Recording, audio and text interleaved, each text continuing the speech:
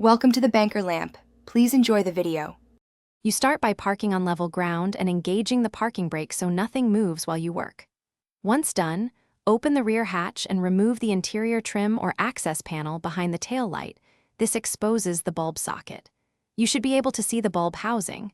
Grab a flashlight and a tray for screws to avoid losing parts.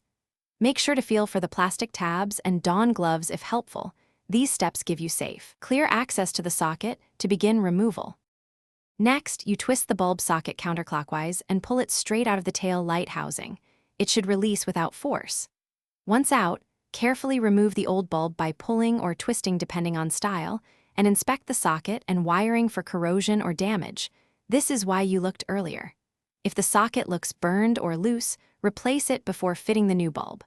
Also compare the new bulb's part number and wattage with the old one to prevent electrical issues.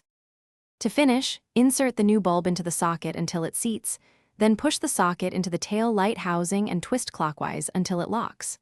Reinstall the trim or access panel, secure screws, and then test the brake light. Have a helper press the pedal or use a reflective surface and a stick to operate the pedal yourself. If it doesn't light, check the brake light fuse, test socket continuity, and verify a good ground connection. This troubleshooting step resolves most remaining.